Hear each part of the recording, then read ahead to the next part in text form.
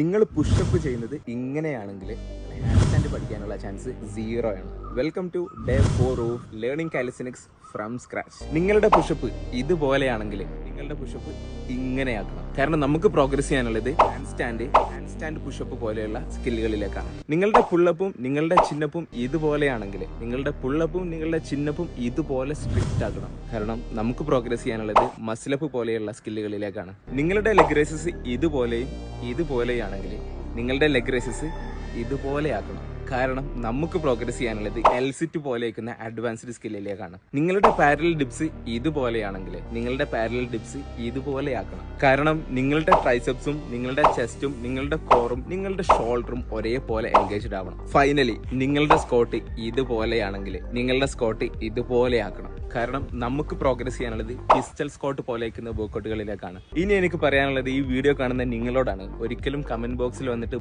Both are fine bro, every pushup is right bro എന്നൊന്നും comment ചെയ്യാൻ നിൽക്കണ്ട. കാരണം കാലിസ്തനിക്സിൽ നമ്മൾ ചെയ്യുന്ന ഓരോ മൂവ്മെന്റും ഫുൾ റേഞ്ച് ഓഫ് മോഷനിലും കോർ എൻഗേജ്ഡ് ആയിട്ട് നമ്മൾ ചെയ്തിട്ടില്ലെങ്കിൽ നമുക്ക് സ്കിൽസുകൾ പഠിക്കാൻ വേണ്ടിയിട്ട് നമുക്ക് ഒരിക്കലും പ്രോഗ്രസ് ചെയ്യാൻ വേണ്ടി പറ്റില്ല. Still the turning point is ഇങ്ങനെയൊക്കെ ചെയ്താലും നിങ്ങൾക്ക് ഇഞ്ചുറി പറ്റാനുള്ള ചാൻസ് ഒരുപാട് കൂടുതലാണ്. കാലിസ്തനിക്സ് ചെയ്യുന്നവർക്ക് റിസ്റ്റിലും ഷോൾഡറിലും ഫാസ്റ്റ് ആയിട്ട് ഇഞ്ചുറി പറ്റാറുണ്ട്. ഈ ഇഞ്ചുറീസ് എങ്ങനെ പ്രിവെന്റ് ചെയ്യാൻ വേണ്ടി പറ്റും? ഇനി നിങ്ങൾക്ക് ഓൾറെഡി ഇഞ്ചുറി പറ്റിയിട്ടുണ്ടെങ്കിലും ഈ ഒരു വീഡിയോ നിങ്ങൾക്ക് ഹെൽപ്ഫുൾ ആവും. So stay tune four tomorrow's video.